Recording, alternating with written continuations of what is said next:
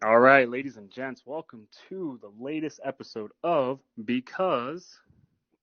We want So to. last night we had a chance to sit down and hang out with Kevin from Dynamic Tax and Business Services here in Richmond Hill, and an absolute amazing conversation. What do you think, Patrick?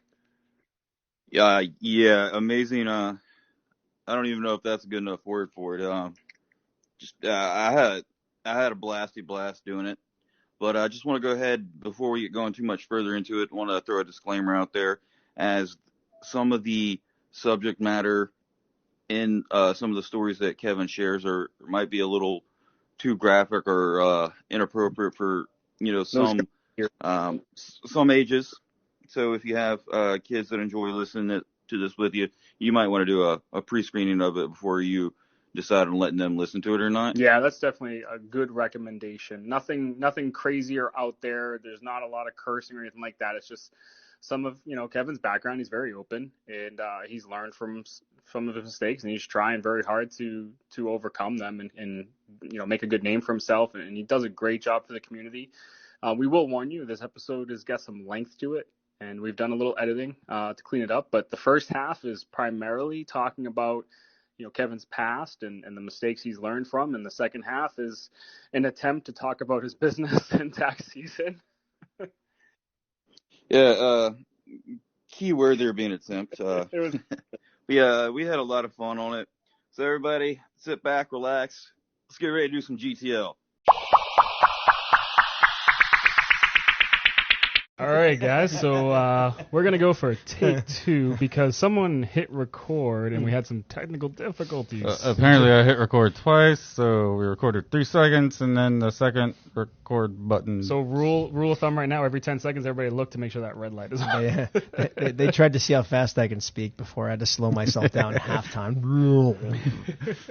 All right, so everybody, this is like Jim said, this is take two. We're rolling up here with Kevin Bowles with Dynamic Tax and Business Services. We're going to have him start out again with the Jersey Shore. No, we are starting with the Jersey Shore story. Okay, so 100%. Go, Kevin. All right, so in my office we have this wonderful little map on the wall, and I was kind of queuing them in before we decided to record.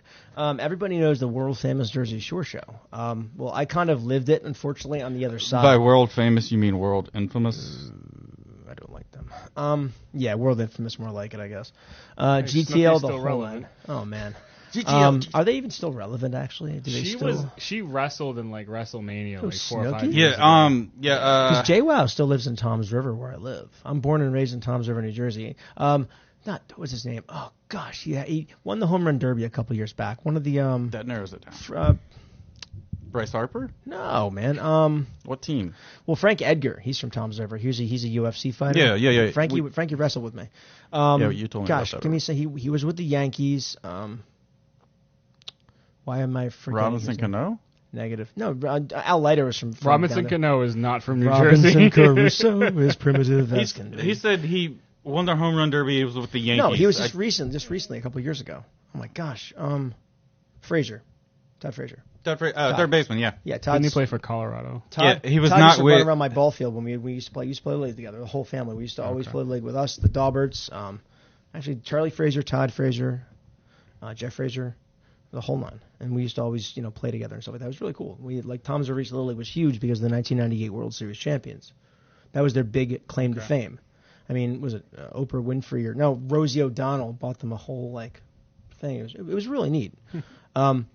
But harkening back to that area itself, Toms River has been famous for a couple things, including cancer clusters, as well as the Jersey Shore show, the area of Seaside Heights.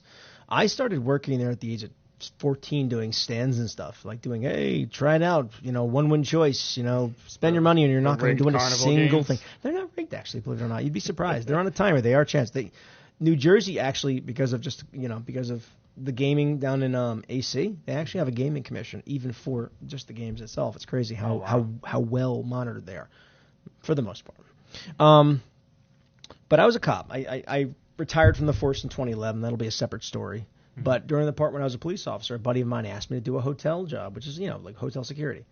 Great money, You can't argue with it. I mean, you need anything at that point because we were going through arbitration, didn't have much in terms of money at all. The cops don't get paid enough. Dude, no, we don't. No way. Well, no, strike that. Northern Jersey cops in certain districts, they get buck. We didn't because we were on the state level. I was state university police. Saw a lot of stuff, burnt out fast. But essentially, when I was doing the weekends there, you'll find that a lot of people are going back and forth to this house next door. I knew the house because my buddy, I know the guys, Joey and Paul, Danny and Paul Merck. Danny and Paul were good friends of mine because my best friend Jay, who owns a tattoo parlor, Alliance Tattoos, we were friends for a while, so I know the whole team, I know the whole crew, and they used to rent the house for a time being, so their friends from Canada would come down and work their stores, the Shore store, the corner, Off the Hook, and the Shore store that they had for the Jersey Shore kids that came by. So I thought that was just nothing much. They just had like a whole bunch of people, but then trailers started to pop into the dirt lot next door. I'm like, what the heck is this crap going on? And somebody's like, yeah, they're filming a show for MTV next door. I'm like, oh great, another reality show with the Shore. They did 2 beach houses in '94 and '96. I'm like, what the hell is this? So I found that this is the Jersey Shore show next door to my hotel. That Snooki was actually in room 27 of the hotel that I used to guard way back when. It was a very interesting experience watching this play out. It actually wasn't as bad as I thought it would be. Rather quiet most of the time. Now, was Snooki's hotel room, was it a half-size hotel room? Oh, because dude, they were all small. Ronnie, everybody was small. The only cool person, and the situation was a jerk, they were all snobbish. Mm-hmm. The coolest person, honestly, was DJ Paulie D. He would always shake my hand every time he passed by. I guess whether family respect for police officers, don't matter to me. I see. Being a cop, man, I learned one thing. It's you got to see things on both sides. And I was one of the few that did, because unfortunately everybody still had the bad stigma that cops, especially now, they were the worst. No, unfortunately, I was in a predominantly bad area of the city. I was in a very dangerous city, 27th most dangerous in the nation at that point. Shootings and killings were a thing of what I had to deal with. And so the Jersey Shore, the area there, was kind of like my calming point every weekend from working. I would switch shifts. I'd be working my butt off. I'd do doubles. So after I was done with that, I'd shoot right up to work and work 12 hours. It was disgusting. It was good money, though, but at the point where it started to burn me out. Well, when do you sleep? When I was dead, pretty much.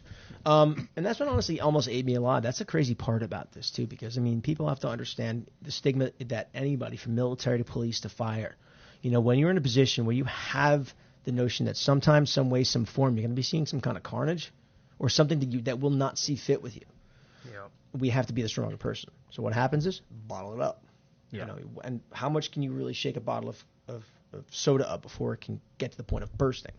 And that's what happened with me, actually, believe it or not. I got to the point where I started drinking because I felt susceptibly vulnerable. Now, did the drinking start while you were still on the force and just progressively got worse? Yeah, because at that point it was so run down, not getting paid well, dealing with the stuff that I was, practically getting spit on. They didn't understand that. We strap on armor to go to work every day. Right. You don't find a profession aside from military. Police I have respect for, EMS, because they have to deal with the EDPs, crazy people and stuff, drunks, the whole nine. Mm-hmm. The frontline exposures that really have to understand. Teachers too, I love them. Whole family of teachers. It drives me nuts. It does. Because, and I never have an issue with someone speaking their mind, but I feel like people forget to ask questions, seek to understand first. And it seems like the majority of people who have something to say when it comes to military, police, firemen, EMS, whoever happens to be, nurses, doctors. Yeah. It's always someone who's never been in those shoes. And they always quote something along the lines of, they're well compensated. Money doesn't speak. No. I don't, and you can ask anybody, any one of my clients, any one of my customers who know me, because I get to know the people that are my clients. So that's why I'm dynamic. It's because I've learned to be. A lot of it did come to fruition and culmination, though, if you think. Because, if I was bottling stuff up, hitting the bottle, eventually I had a precipice. There was some point in my life where I had to break, and I did. I had to retire from the job because I saw too much stuff. PTSD does exist regardless of where you are. The big stigma is PTSD is only to people who see dead people blowing apart. Military, fire, police, teachers, anybody can get it from a traumatic event. It's basically post-traumatic stress disorder. Anything. Mm-hmm. Honestly, I think that there's going to be a new form of PTSD coming out of COVID. Because honestly, from just having to stay home and not go out and do things, that wears on you. Well, Well, the whole phrase of, and it's funny because I catch myself wanting to say it so many times because it's just the way I was raised. But the whole phrase of "man up," it doesn't. Yeah, put the big boy pants on or something. I say that too, but it doesn't. We say that because it's like natural for us to say it because that's the generation we're from. I crapped those pants 6 times. Sorry. Or like Jeff Foxworthy's joke, like you get some dudes out there and they're camping and dude's chopping up firewood and he slices his leg off with the axe and he's like, I'm okay, just put that leg on ice and hand me a beer. It reminds me of the Monty Python sketch. It's a bit of flesh wound. It's only a flesh wound. Yeah, Appreciate that one, Lindsay. Yeah, but that's the truth, honestly, and reasonably so. I let myself get to that point, and I didn't ask for help because I wanted to be the big person. You know, it's not that we wanted to keep it inside because we felt alone. I mean, it all depends on the person, I guess. For me, not that I felt alone. I wanted to try to be the stronger person for my family because I used to be the breadwinner. Yeah. Now, when I retired, that was the bigger thing because I had to fight for that retirement. You know, I didn't get my 66 2/3. It wasn't, the pretentious forces that be wanted to take it away from me. So I pensioned out the soft way. How many years total? I had 7 years, but 7 was enough to me. 7 of what I saw can be 25 to most people in the force around here. Yeah, I can take that to the bank. I'd never told my wife what I did most of the time. And that's probably also the problem too, is that I volunteered to do things because I wanted to specialize myself. Because at the time attrition was big in 2008. Like 2008-9, 187 officers were laid off from Newark, New Jersey. So we had to do half the work. Part of Safe City Task Force. We did a whole bunch of stuff. And I was a midnight worker. So for a fact, you'd hear the scanner say, oh, we have 2 GSWs coming in. I worked at a hospital in the center of a campus for a medical center. So essentially, I was state campus police. During the daytime, it was a medical campus, UMDNJ. We guarded Chris Christie when he was the federal monitor before he became our governor. I met Corazon. We had nepotism, corruption at our facility where it was like no-show jobs because of Sharp James. Cory Booker was married, became a huge senator. Everybody knows now. So, I mean, I was really around a lot of people that tried to change the game, trying to change the industry. Problem was they never looked to the persons that were trying to protect them. So essentially they said, no raise to you guys. You'll be sit 5 or 6 days. Right? Sort of more like 5 or 6 years. We didn't get a raise. So I was sitting there making the same money. I took out pension loans to pay our bills. So I was paying my bills now with pension loans, so the money was depreciating slightly. I couldn't work, and just started tipping back. Booze was cheap. Mm-hmm. When I retired itself, I was still going harder, actually, believe it or not, because now I felt like a worthless piece of garbage because I retired from a job. Yeah, great, retired with a very small pension that carries me for life. But what am I going to do now? Mm-hmm. I have no clue what I was going to do now. So I was an empty shell, and I plowed through 4 years of just binging, and almost getting a divorce, almost losing myself and my family. Were you working at all during that? Odd jobs. Picking up stuff? Oh, dude, I was a bowling mechanic at one point, like the A10 pin setter machines. I did computer work for them too, like odd jobs, fixing phones for a company that sold them on like in the New York like marketplaces and stuff, getting the cheap ones. That panned out. It did. So how many of your phones that you fixed were burner phones and crimes? Probably about 10,000. I can see. Have the statute of limitations passed? Are you good? Yes, they have. Okay. 7 years for that. I can see you now as a former cop, like fixing this or selling a phone. You're like, I did not see them big Russian guys with the big burly chests. And no clue what you're talking about. Boris something or other. Wait, does that serial number have a little smiley face above the 9? Because I did that. I crossed those serial numbers off. The only cereal I had was in a box.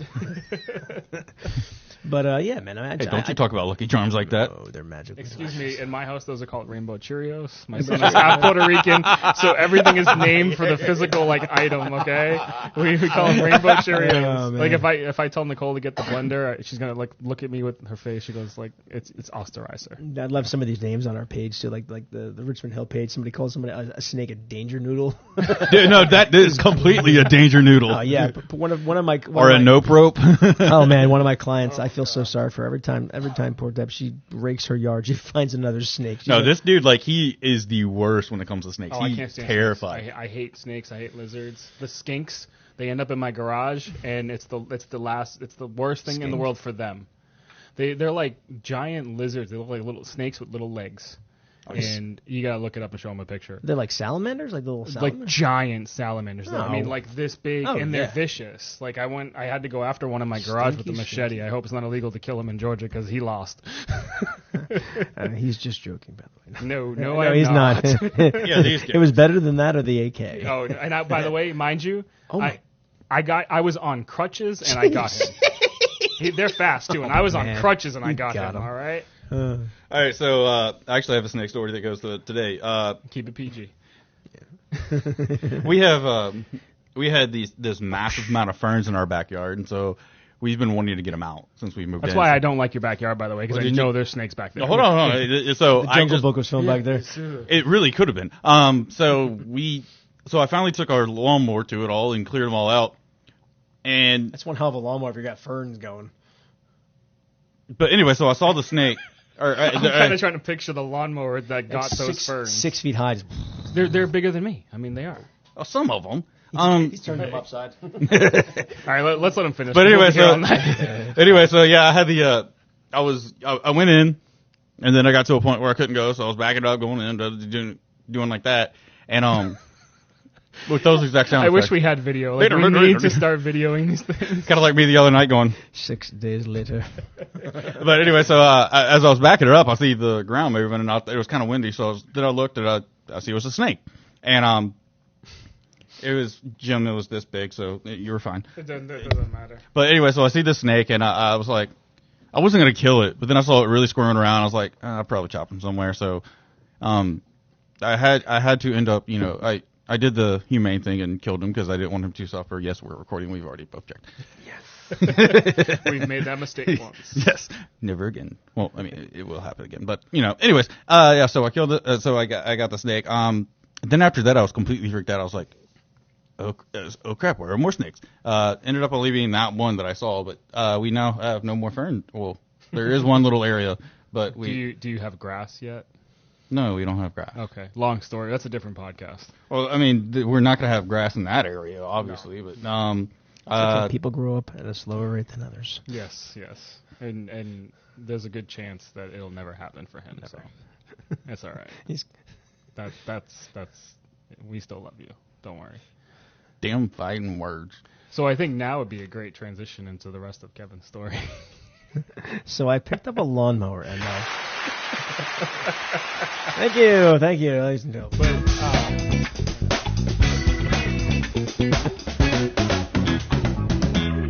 I will disable those for future podcasts. I swear, I feel like we're on like To the Night Show or something. That should be like Jay Leno or Jimmy Fallon. Yeah, exactly. So- Thank you. But going back to your story, because I don't want it to lose any, I don't want to get lost in the shuffle, because not only that, the there's an post, interesting end, not an ending, but there's an interesting climax to that story. Yeah, big time.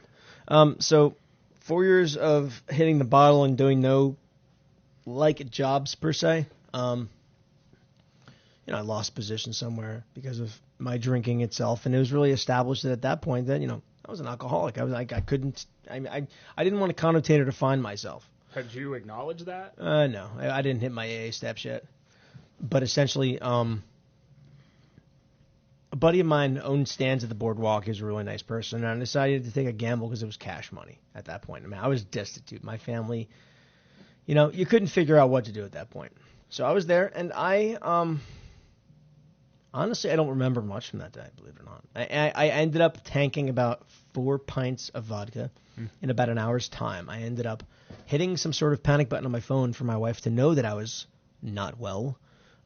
She came and watched me practically collapse on the boardwalk. I was foaming out the mouth because I had so much alcohol in my system, literally choking almost to death. I blacked out. I thought I died. I woke up in the hospital, intubated, fully cathetered. Oh, that's not a pleasant That feeling. doesn't sound good. The literal definition of pissing razor blades, from what I've heard. Mm-hmm. It was not pleasant. And 4 points strapped to a bed. Apparently they tried to intubate me 10 times, and I was punching people, nurses, the whole nine. It took 10 people to get me down. Wow. Yeah, I was a big guy. Wife over the bed. The one thing that probably ended up changing me dynamically, pardon the pun, was she said something very, very, very simply that rang in my head. I wish I had the man that I married. Crying, and that's it's not where I broke. It's where more along the lines of a partial revelation. I can't say it was a full revelation because, of course, revelation takes two things: one, the ability to understand what it is, and two, the ability to work toward what you want to understand. And that's a starting point for me at that point. Then I really had to find my grasp and bearing after that. But they told me I died for 3 seconds. I was dead. Yeah, and that that could have been the end of the kids not having their father. I had 3 children. Wait, was it? No, Get this one right. Yeah. No, actually, I did have 3 children. At that time, my youngest was about a year and a half old. So I had 3 kids that almost lost their father and a wife that almost lost their husband because of a simple thing: the inability to communicate my feelings. Yeah. Because that's a lot of what goes into it. And this is me. Everybody, anybody, all different, But for my problems, as I was sharing them, through therapy, I understood that a lot of times I was just bottling things up. And it's not just because I couldn't feel that I couldn't talk to anybody about my problems as a police officer, what I saw. I was having flashbacks. I was having nightmares. I was having sleep tremors. All right. I mean, my wife was afraid for me to be in my arms because I still sometimes even do in my sleep. I punched her in the back of the head one time accidentally like that because I had sleep tremors. She couldn't lay in my arms. My own wife couldn't lay in my arms as I was sleeping because I would wrench her so much that her head hurt. I probably did some jaw damage that she currently has right now. And that's something you don't strive ever to do, really honestly. And it's a cold moment in your life. And at that point, it's really a cold water moment too, because you have to understand that it happened. Mm-hmm. You don't want it to happen again. And the weird thing is, during the but at the same time, it wasn't, that's not necessarily your fault. You can't really I've got a friend of ours, and he several tours Iraq, Afghanistan. Yeah. I've never asked him. And I have the utmost respect for the military. And he's got to sleep in a different room a lot of times, just for safety concerns, because you have no control when you're sleeping. It's hard. Right. It's really hard. And I know he's seen some stuff. Yeah. But they did find out as well during the course of me retiring that I was bipolar 1. So, of course, like I said, I had pretty much batteries coming out my butt because lithium, the whole 9. And it was you think, honestly, these things you're born with, you have to really understand the research behind it. That things don't really culminate until a certain period of time. You know what I mean? Like a precipice. Some people get certain things, certain tics, even Tourette's for certain people. Well, certain things don't start until certain stages of Correct. life. Exactly. Like 20s. Psychopath or schizophrenic doesn't happen until your late 20s, early 30s. Same right? with bipolarity, believe it or not. And that's just pretty much. Look at what I lived. Area depression. Your environment just added more to it. Yeah, your environment does not help. It was butane on fire. Yeah. And I couldn't control it because I didn't know what it is. It's like being poked by somebody consistently, not realizing it's a ghost, but you can't know because you can't see. Right. Therefore, of course, you tangibly don't understand what's going on. You can't fathom it. It's nothing you can comprehend. That's why there's experts and specialists. Correct. But that's what you have to understand. Like you say, you got to come to an understanding of things. You have to really understand about a lot of things in life. Yeah. What can and what can't be. And what I simply found out was, if something happens, it happens. You can do it 2 ways. You can take it and sit on it and let it stew, or simply accept it and move on and understand that either if you did wrong, do better by people. And honestly, that's where I felt my start became. Every time after that, where I was working, what I was doing, whether or not it was starting with TurboTax, whether it was working the phones for people, and that's where I really got my start in taxes, believe it or not, because I saw a company who was hiring phone support. And they said, let me take a dive at this. I'm in technology. I fixed phones before. I got computers going. And you see my business. I got multiple lines. I'm like, geez, I'm like the Swiss Army knife of Richmond Hill when it comes to tech, tax, and notary. He's got an app for that. Yes, I do. Believe it or not. I don't know, man. It's just like see a need, fill a need. Yeah. This place didn't have. I love small business. I'm the first person that will recommend somebody to TechSmart, to somebody else who does phones. Mm-hmm. You never see me beating anybody down because that's not the thing to do. Regardless of who you are, it's not where you are, it's where you're from. It's not where you're at. No, it's where you're from, because how you were raised and how you pick yourself up. You know what I mean? How you sit you're a piece of clay. Everybody's a piece of clay. You have to mold your own way. But the influence of the outside also affects that. But the problem is it's what you have to believe in to understand that. Because that's the problem with people. They're too quick to say stuff and not quick to understand. Like you said, not quick to understand what's going on instead of just simply, they have a phrase, adapt and overcome. Today, too, and this drives me nuts. And the community page right now is driving me a bit nuts, too, because there's been some posts on there recently, and I'm just like, whatever happened to, if you've got an issue with somebody, just go talk to them. It doesn't have to be a fight. It doesn't have to be an argument. Just just stop and talk to them. There's just so many people that are so quick to hide behind a keyboard these days. Keyboard warriors, as they call them. It drives me nuts because it's like, I was just listening to Joe Rogan podcast, and he was interviewing a journalist, and the guy, this was after the whole Louis C.K. thing went down, and he was interviewing a friend of his, and who happens to be a friend of Louis C.K.'s, and he was like, I was out with Louis C.K. after, like a year after it happened, and some kid, you could see the kid took a picture and posted it online, and the guy just, out of curiosity, looked it up to see if he could find it. He's like, because he probably tagged Louis C.K. and he found the picture the kid took. And in the caption, the kid, hey, I gave him the middle finger and told him off. All the students in, NYU, whatever, just know he's here, make him feel uncomfortable. And he's like, all he did was take a picture. He never did anything he said he was doing.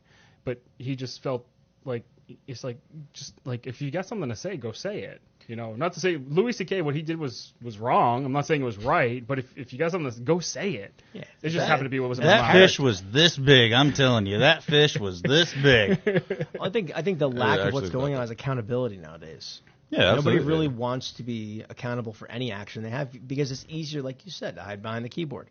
They can make an easy moniker on Facebook and just completely divulge whatever crap they want to put out there. Yeah. And there's no basis for it whatsoever. They don't even research half the stuff they do. They want to say it just to make themselves known because they felt better that they did it instead of understanding why they did it. I just feel like we live in a society where we're teaching our kids and I mean, our situation at home is different. I'm trying to understand, recently finding out he's autistic and like trying to like learn all these different things to study. And my it's like, son and my youngest daughter are both on the spectrum. And I was in denial at first. But it's like, get uncomfortable. Like, everybody's so damn afraid to get uncomfortable these days. And it's like, just get uncomfortable. I'm not. Well, no, you are too comfortable. Before I forget, he's currently shirtless. We're gonna be down a host. Your legs are sweaty. Your legs are sweaty. I didn't know I made you. Because I'm an introvert, so when I do stuff like this, I'm uncomfortable. So I'm probably going to sweat. Plus, I'm wearing a hoodie. But so back to, I want to ask this question before I forget. Please go. So back to your story. I mean, you died for 3 seconds. You essentially had a revelation, right?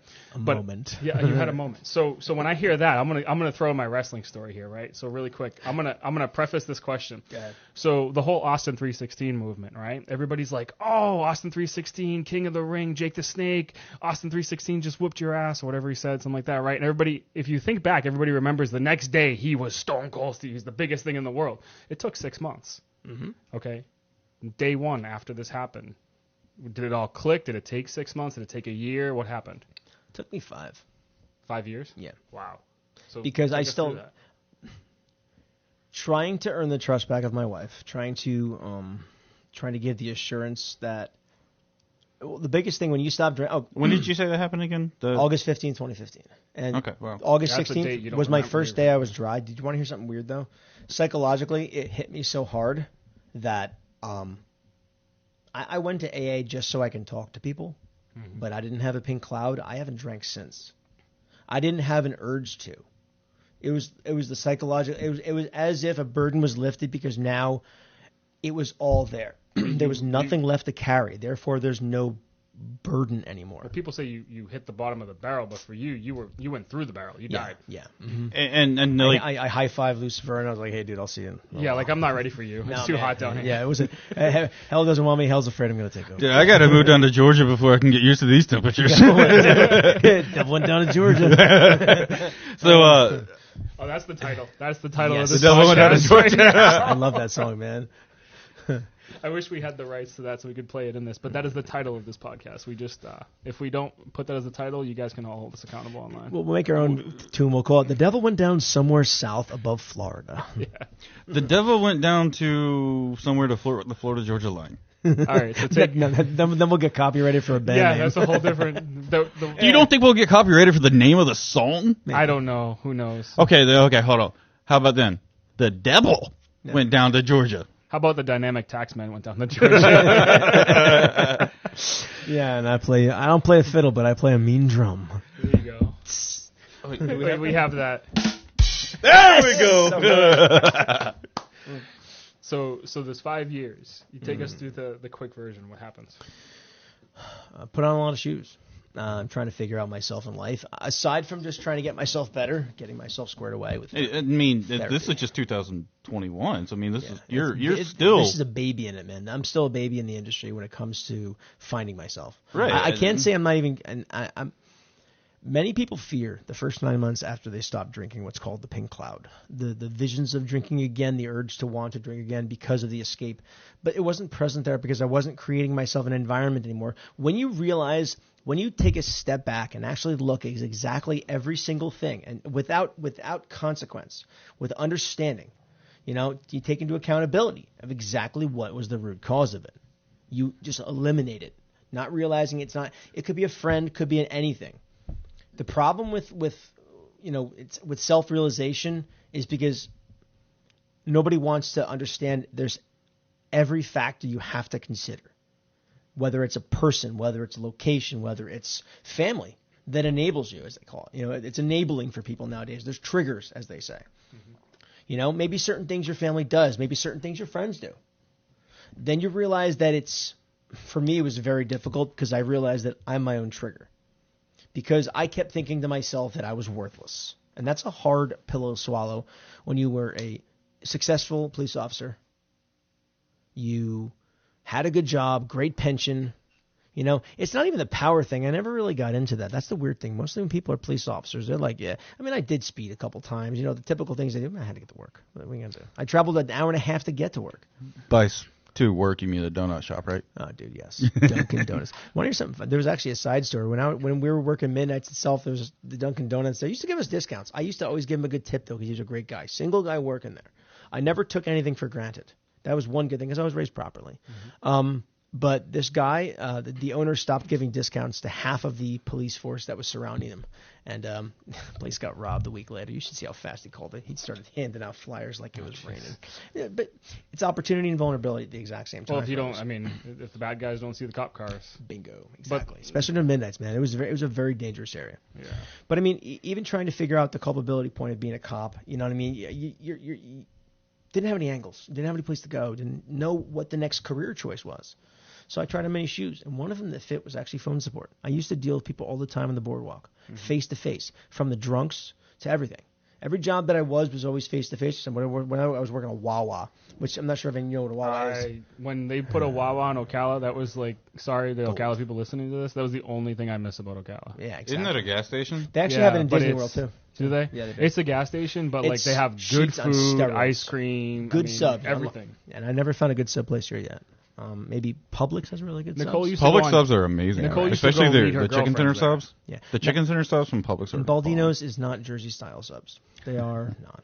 I'm sorry. They need better bread. Maybe that's why. Anything franchised and blown up is they have to change it because everything has to get frozen and shipped. Firehouse is good because I like their concept. Plus they give out those buckets for like $3 or $4. They're good fish buckets. Good fish. And they have like 18 million hot sauce options. They do. I think in Georgia though they should change them to blue buckets so we can use them during deer fly season. That would be awesome. Yeah. Because I had to go buy them at Lowe's. It's like I need some blue buckets. This big. They're deer flies. They're like. Oh man, they're like moose flies. And then I can't wear my favorite hoodie for like 3 months right, outside. No, because you'll be sweating in it. So, but like the crazy thing with you, Kevin, though, is like that you said that you never saw the pink cloud for you. You went to AA just to talk to people. I don't even know how. The first time I met you, you came over to a place where we were all drinking around a campfire. Dude, you guys had a stock right there, and I didn't consider one bit of what it would be like to do that. And like honestly, I felt like a jackwagon. I'm sitting there, I'm sitting there drinking, and you tell me the story, like you told me the story then. I'm like, But see, that's where, like, when I hear stories like that, I totally get that feeling. But in my mind, that's his choice. And if absolutely, it's his choice. I was just like, now, if he told me, if I was there and he said, hey, I'm recovering and being around this makes me uncomfortable, then I would say, you know what? Let's remove it. But if he's good with it, then a lot of the people, believe it or not, that know me ask that, and it's perfectly fine. And it's not even the believability. And that's what you said to me. Yeah, and that's the crazy thing is I can't judge people anymore.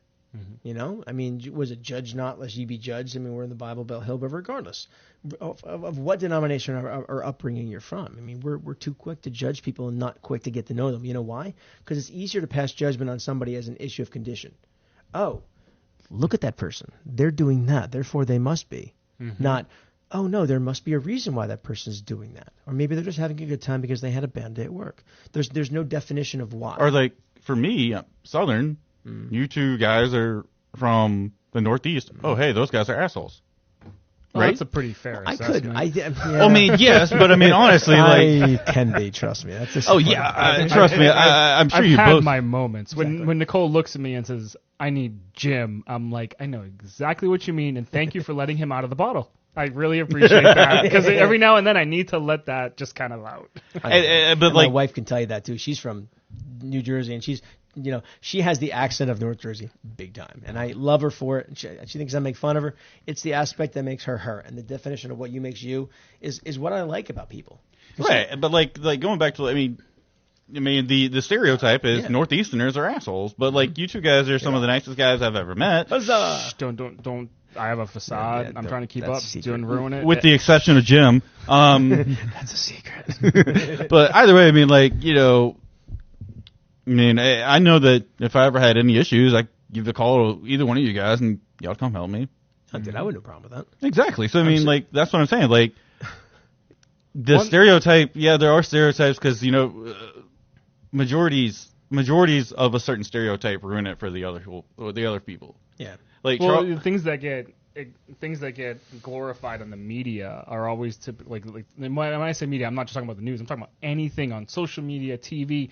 They're going to glorify whatever makes ratings, and that's typically the minority. The good stories, the stuff that should stand out doesn't stand out because that's not what makes the money. Well, also what I'm also seeing in the whole media thing is Matt's going to kill me for using big words, which I call the propensity for pretensity. It simply means that people are quick to say they're better than anybody else because it makes them feel better to sleep at night. So they can judge them because they want to. And a lot of times when someone makes a big deal about something, it's typically because they have that problem themselves. Right. Insecurity. Yeah. And the thing is, I think I've dropped all my insecurities. Aside I from have still a being lot. fat, dude. And honestly, I know for a fact it definitely has to be the South food because I've gained like 40 pounds since I've been here. It's not so much the South food; it's because Savannah is right up the road, and they have so many good restaurants. Oh my! Next week, Yeah, Nicole and I have already talked. We're lunch date at Fox and Fig. I haven't been there in months. I can't wait. That face Where's it is so located? good. I don't know streets. Like I'm like directionally challenged. Is Fox and Fig's that vegan one? Yes, it's in one of the. It's one of the You will squares. never see me there. It's one of the. No, you wouldn't even know it's vegan. I'm actually eating vegan right now. I went vegan for Lent. He actually, instead of mowing, he ate all his ferns. You see him back there. What, honey? No, but big shout out to those he's the guys. If lawnmower. anybody hears Snake, this, Mr. totally Snake, worth you it. better be glad it's vegan season. No, he's the protein. He's the floss. Throw him back into the forest. Oh God, I'm just like shaking over here. I Yeah, hate no, snakes. and the funny thing is, man, even here, like we can fast forward a little bit to what happened. I mean, I did work the markets for a while. Did work, TurboTax. Got my edge in doing taxes. When I came here, like I said, it was a hope and a prayer. There was a lot of push for us to get where we're going to get. If you were going to kind of recap that story again, because Yeah, please. Yeah. no, your getting down here story, just because we We accidentally we were talking about it before, but yeah. So like, because I screwed that up. It's okay. Where did you guys look, and why did you end up here? Initially from Tom's River, what happened was let me segue into that because there is actually a really tight backstory to that. Essentially, we were looking to purchase this house. Things fell through. I had everything squared away with a mortgage for a nice house for my family. It fell through because the mortgage person and the preparer of the mortgage took a sabbatical of 4 weeks apiece, and the owner decided to kind of say bye. A former friend of the family's who had money because she sold her house upstate decided to buy it for us as long as I paid for all the money to fix it up. I spent a month in my own hands, ripping carpet out, painting walls, putting new flooring down. Well, the flooring was done by Lowe's. And fixed the basement up, everything like that to buy it. Putting myself into some debt, $26,000. And I was working, TurboTax, doing everything, trying the best that I can to maintain. We ended up in bad sorts with her because she tried to pull the wool out from under us. We weren't moving fast enough. She wanted to sell, so she decided to get a lawyer to undercut us, essentially saying that since we didn't have a contract to do all that to the house, it's hers anyway. Mm-hmm. So I lost the house that I put $26,000 into. We got a year respite because I'm very good when it comes to laws, and I will memorize things. And this is what I became, honestly, because of my situation. Okay, so Jim doesn't know big words. What is respite? That's Patrick's way of saying it. Please explain to me what that. I don't know. I have a brain fart. It's resting your armpit. Is that? So that's what you're doing right now. I need some respite. Respite, I guess, a reprieve, a time to think. I needed a break. Okay. Like a rest, essentially. So, when that happened, I learned to be analytical about things. When you learn to stop pushing yourself forward, I did that, and look what happened to me. I was the cowboy. I ended up drinking myself to death. So you learn to kind of take a step back and analyze. You figure things out at a distance. A good recon, as they always say. Mm-hmm. And you get to learn to to read people. Sorry, but I think the biggest thing. Grab me water out of the fridge. Yeah, I'm starting to eat a little bit there. Yeah, grab me one too. Yeah, please. There's soda in there too, guys. If you they want. Just want me off. And anybody who comes by my place can always get a box of Girl Scout cookies and or water. I have plenty to serve. You can start charging double for those things soon because they're off market now, aren't they? Yeah, they are. Actually, believe it or not, somebody just came by. Patrick has boxed Girl Scout cookie boobs. That's exactly where they're gonna go when he eats them too. You better not be taking my Samoas or I'll eat through your shirt. I'll look like the Predator thing by the time it goes out of your chest. No, I mean seriously, it taught me to be very, very understanding about people, but try to understand them at a distance. Really to give them their personal space, but understand. Not that I think everybody's got an angle, because I think that's the only improper part about some people around here.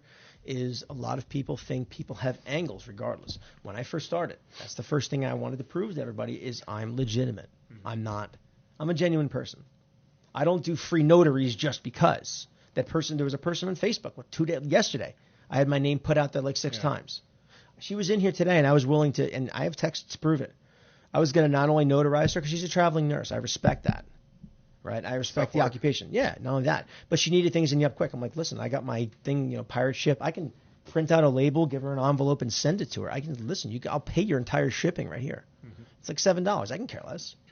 I give away gift cards, and I actually have to dump a whole bunch of gift cards on tomorrow or the next day. I've been slow.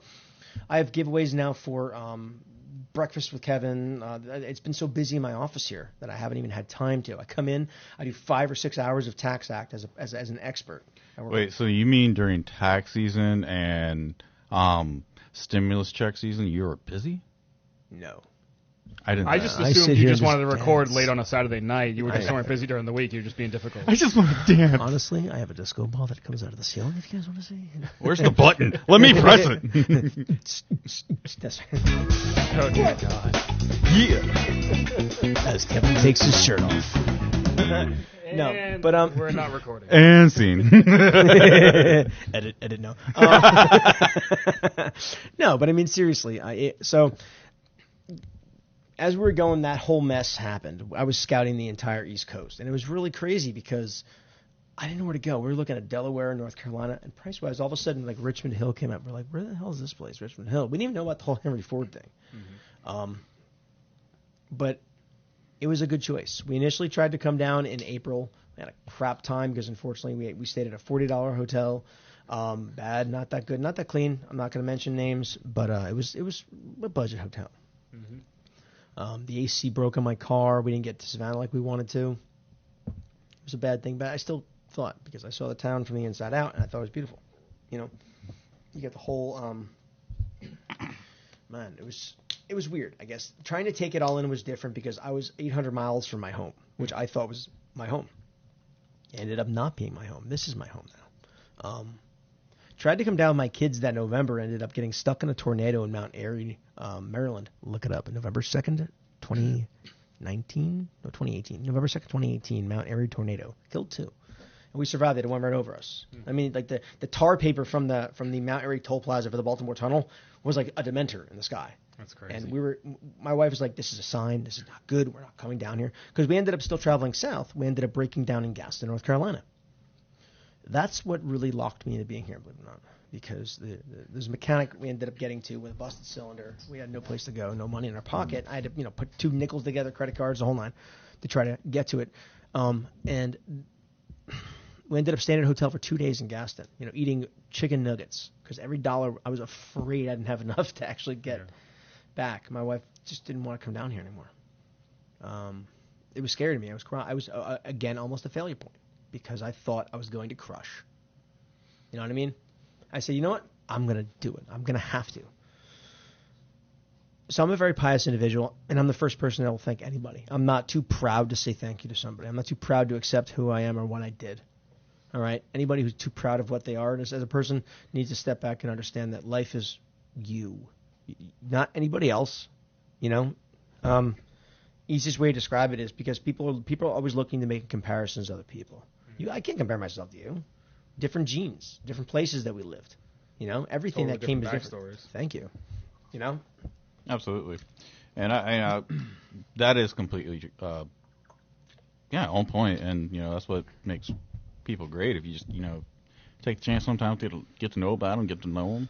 And I'm glad I took that chance. We actually came down with the kids that following April because we had time, and they actually loved it. We went to Savannah, we went to Tybee, found some interesting history about the movie industry here. Mm-hmm. There's a ton.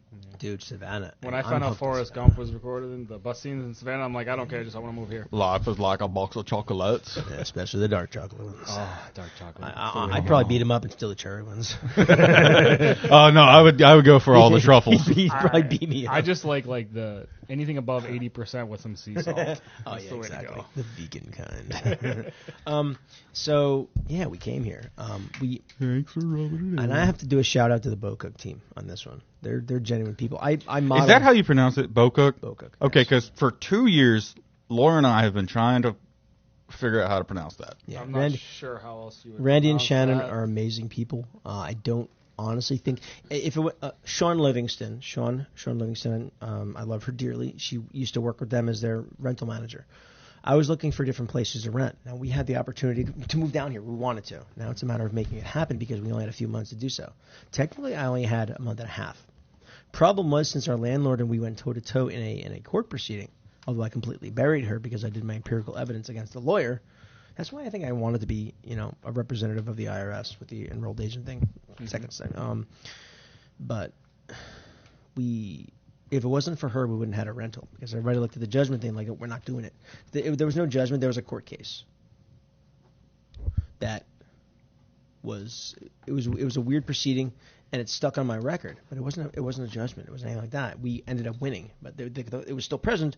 And if you pull the record from it, so essentially what had transgressed as I met Matt, and Matt, believe it or not, helped me get down here. If it wasn't for him, honestly, he was influential and instrumental in getting me down here.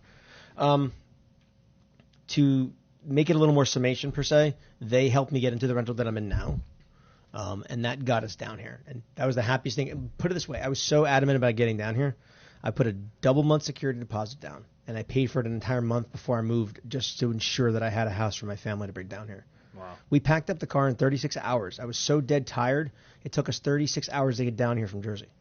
Because I was so tired because the 36 hours, like the 2 days beforehand, I was packing, and I still that's have. not a 36-hour drive. Dude, no. I packed up everything, all my life, into two 15 by 10 storage places that I'm still paying for 2.5 years later in Jersey. Wow. Yeah, and that's my life, and that's what we did, man. And I was scared crapless. I'm even thinking about it now, and I'm shivering, and literally. You try to do these things for the sake of your family, and you have to understand that this is really important because this is my chance to do it again. Yeah. And the only problem is it's still walking on that teetering edge. Am I going to fail them again? Am I going to? And that's why I'm so calculating on my decisions because I don't have the pink cloud when it comes to the alcohol thing anymore. Mm-hmm. But I do still have the cloud that I'm like, what happens if I fail my family again? What happens if the other shoe drops? Because you saw it happen once. Yeah. Now, it doesn't take much in a person that's already fallen down once to fall down again. It takes a lot for them to maintain their strength, whether they're using their family as the influence or anything, a higher power per se. Yeah. So when I was up here, I didn't have any work. I was just still doing the TurboTax thing because it was in my house using the computers and stuff remote. And I built up a propensity for doing taxes. So my first couple months here, I said, hey, anybody need some phone repair? Started simply put, Stacy Anley was my first customer, fixed her computer, helped her out big time. And it started to trickle up. Hey, you do computers, this, that, and the other thing. So I started, this is good. And I really wanted to do well by them, to be a good person. Then my tax thing decided to be a learning thing because I said, you know what, let me start doing taxes here. Mm-hmm. So I went to school. I schooled myself to be what's called an AFSP, which maybe many don't know the characterizations. Sad part is anybody can be a tax preparer. You can go get your PTIN, which is your preparer tax ID from the IRS, start doing taxes. Well, you see it like right before tax season, H&R Block will post like 60,000 like job opportunities. Yeah. It's like, who are these people and how are they? It's not bad to open up jobs, but what training are you giving them? Exactly, and that's where I stand out because that's what I want to do. I want to constantly trade myself. I would never consider myself a total expert, ever. And anybody says they're expert, they're lying. Because unfortunately, there's so much that goes into it. It just changes every year. It's daunting. Pardon the phrase, it's taxing. Feeling taxed, honestly, my website, feelingtaxed.com, is the website that I used for my business page, which I actually still have to revamp too. When I first heard that, I started chuckling, and Nicole's like, no, it's really his name. It's a website. And that's creative. Well, actually, I have about 6 or 7 of them. I have Taxing My Patients, Feeling Taxed. He does every day. Oh, good God.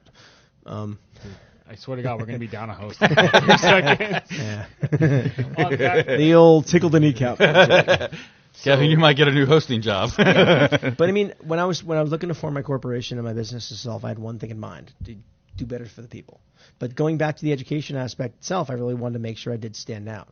And the funny thing is, I'm trying to sell myself to people. Some people kind of look at me like, "Why am I doing this?" Well, it's because they have to understand what goes into it.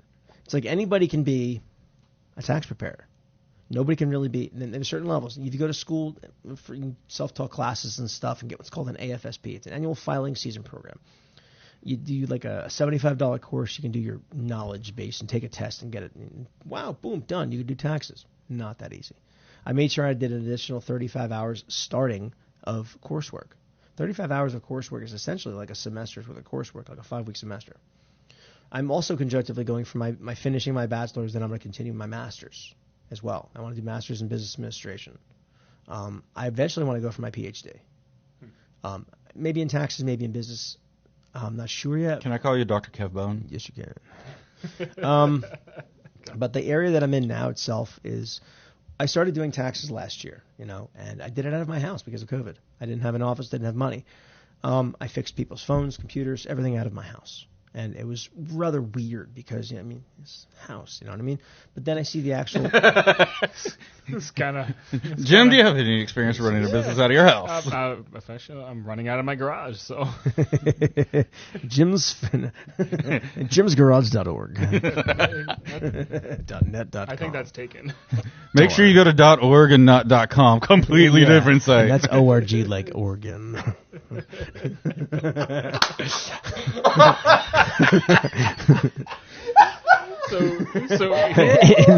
In the most PG way possible. So I think we're gonna pause for a moment. We're gonna go ahead and we're gonna hit up a commercial break because the second half of this we're gonna dig a little deeper into the business. We've got a solid backstory, and Kevin, I think Patrick's gonna die of laughter over here. We might be down to one host without me touching him. So we're gonna go ahead and break to commercial from one of our sponsors, and when we come back, we're gonna dig a little deeper into Kevin's business, what he does for the community. And some of the focuses there. Excellent. Yes.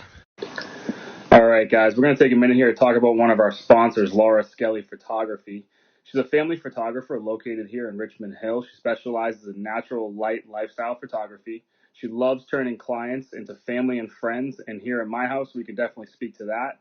She offers one of the biggest discounts to military and first responders at 20%.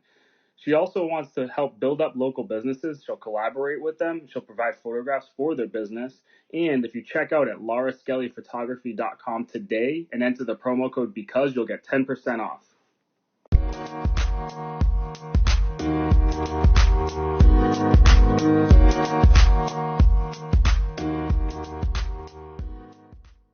All right, everybody, we're back. I went and got some oxygen and grabbed one one of Kevin's lithium batteries that he pooped out, and he gave it to me. I'm good to go now. We all got some oxygen.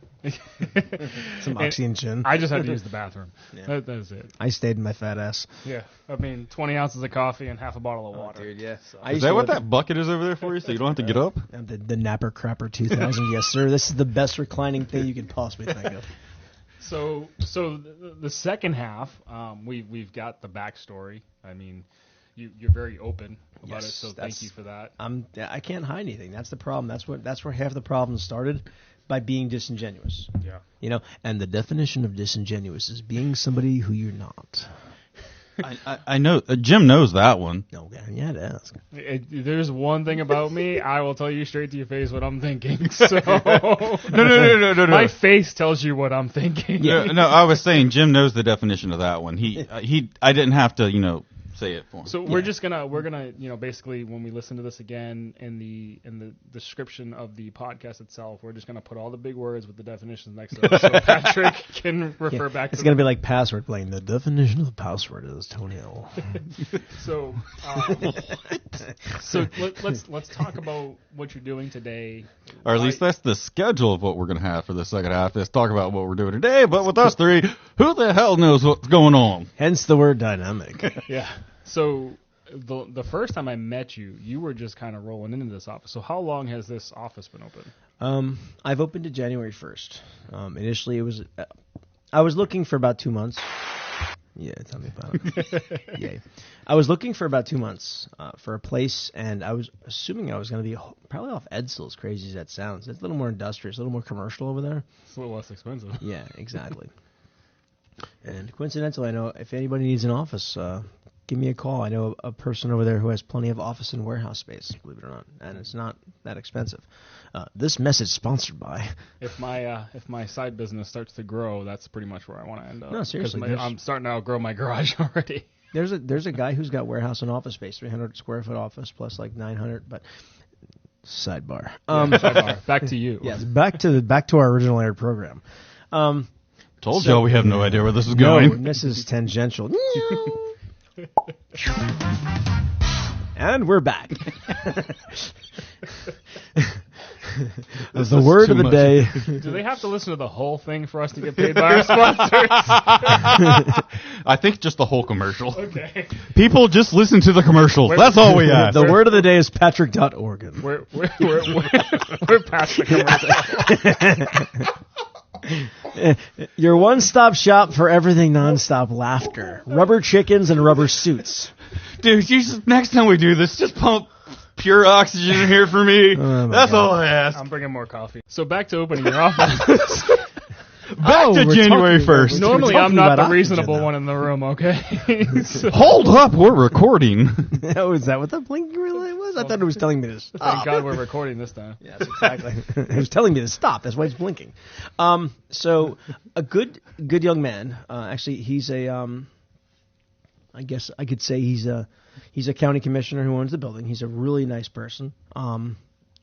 He gave me a message on Facebook. It was like, I guess a month and a half, like around May Thanksgiving and stuff. That he has a possible place that might open up because of somebody else leaving. A nice young lady who had a nail salon in here might be leaving because it's not. There was a nail salon in this place? Yes, actually, believe it or not, there was. In this room? Correct, yeah, natural nail salon. She apparently did a phenomenal job. How many seats did she have? No, just one.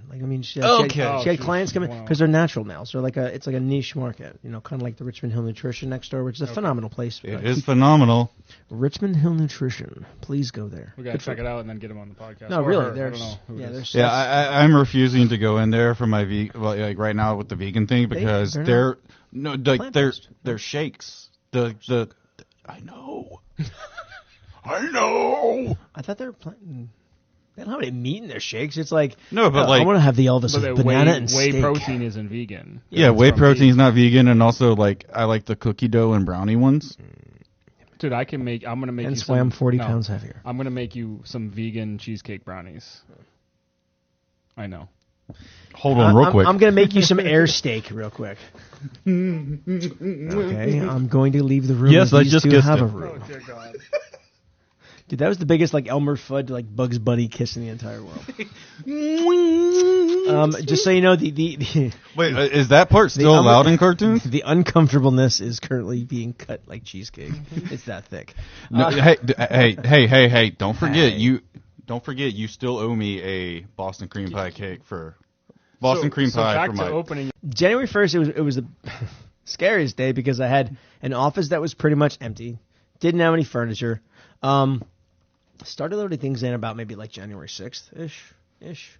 Built the stuff together. My wife and I came in. I didn't know where it was going to go, whether or not somebody's going to come into my office, how I was going to run it.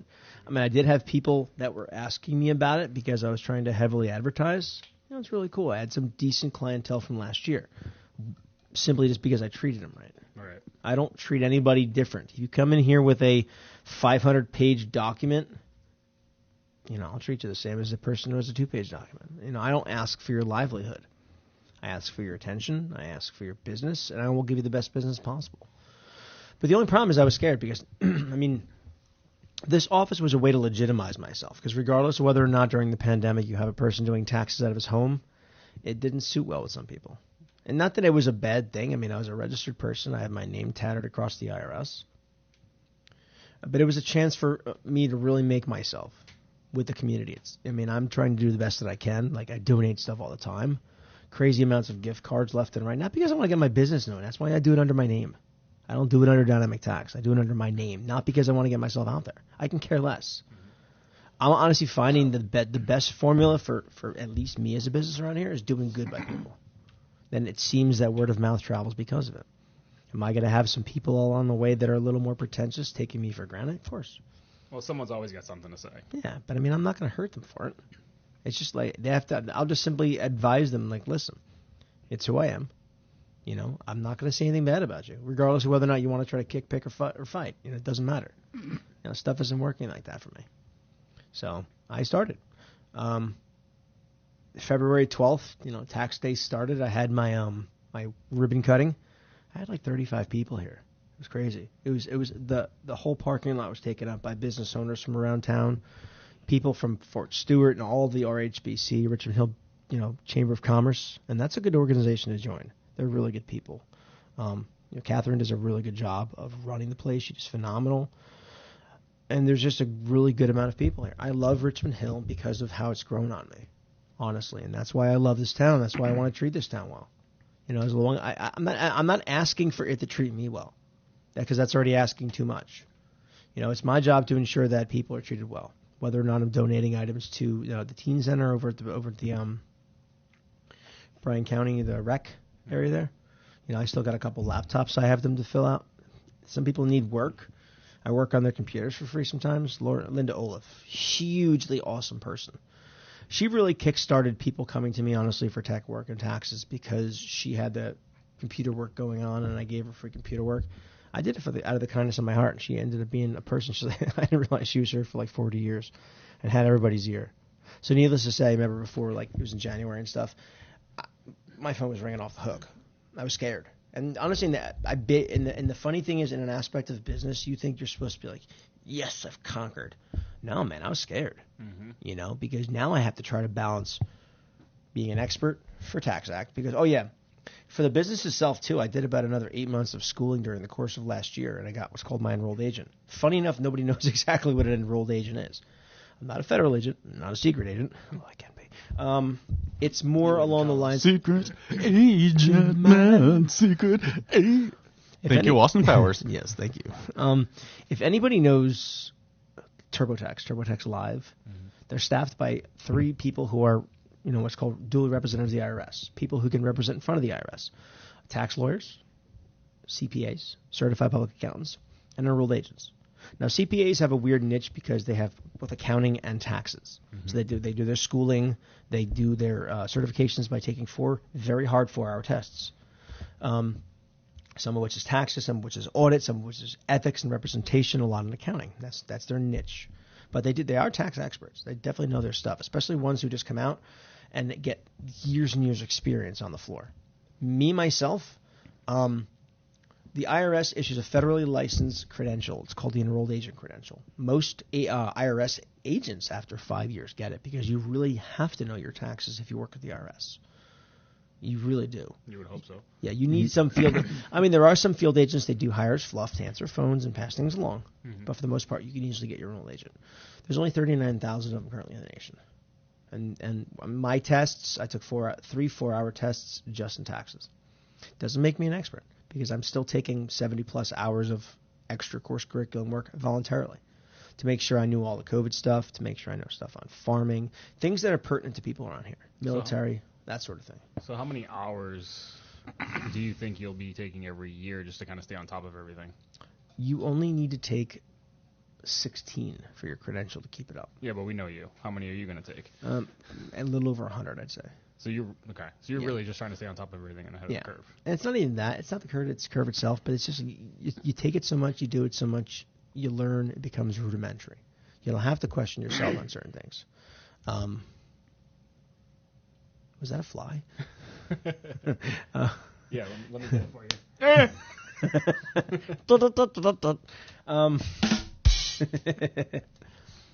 Yeah, but I mean, honestly, and I have a weird niche when it comes to my business itself. I mean, taxes being my primary, I get the ability now to assist people with IRS letters. There's nobody really knows who to go to. When you get those letters from the IRS, the first person you think is, oh, crap, lawyer, or a CPA. There's other people in the game, too. Mm-hmm. I'm a duly enrolled representative of the IRS. So if you have a letter that's, oh, crap, I owe $50,000 in back taxes because I forgot to file my 1040 5 years in a row, I can help you. I'm here to help you. I'll give you the most honest answer possible. I spend countless hours trying to make sure that I'm making my rounds known and what to do. I never go into the dark about things. If I'm not sure about it, I'm not going to conclude in my business itself. And dynamic is the word, because don't forget gosh.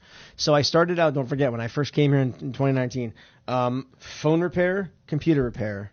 I decided to be a public notary. Now I have tax preparation, tax advisory, tax counseling, tax planning for the next year, and representation now for people at the IRS. All I need now is to start baking, and Marity would probably beat the crap out of me, but I mean, other than that, I'm... and that's. He likes to bake, so I love to bake. I'm a good. You know what?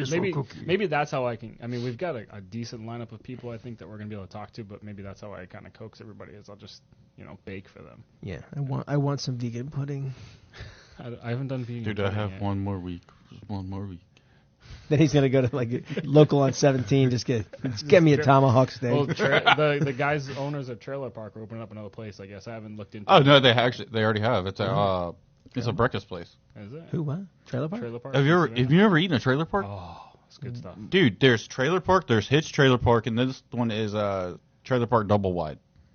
It's a breakfast place. They do a good job. Where? Well, the Trailer Park is right on Bay Street. Hitch is...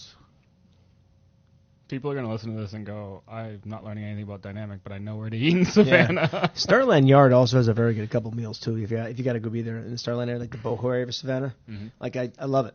But I have to... Starland Yard, that's the food truck. Yeah, they have a bunch of food trucks in there, but it's actually, you go in there, as soon as you hit the door, you give them your money as like running a tab and just go to places until you realize you spent $10,000. It's like going to IKEA.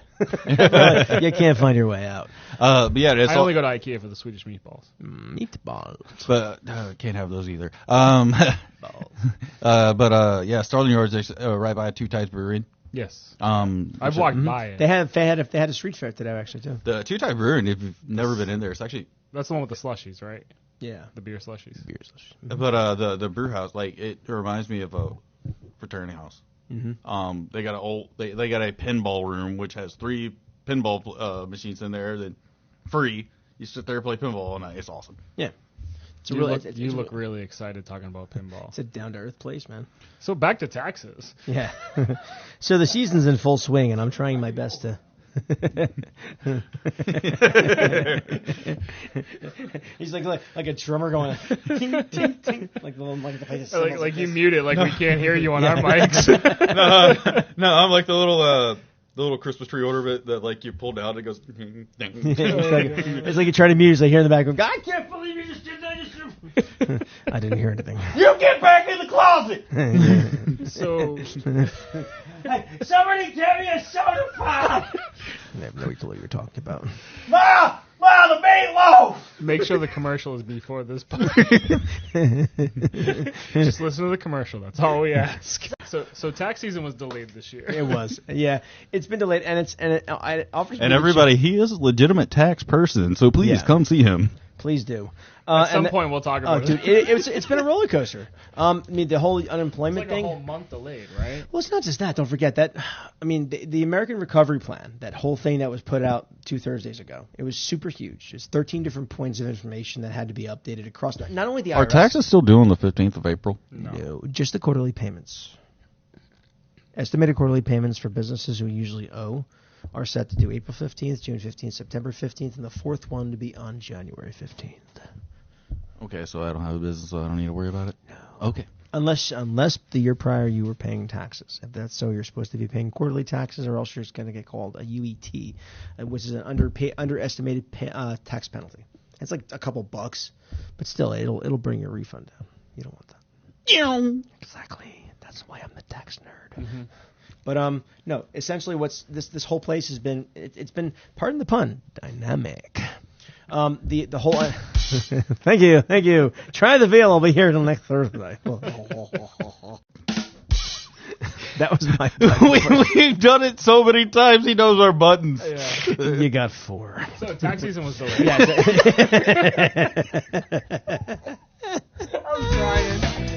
I'm trying to get this.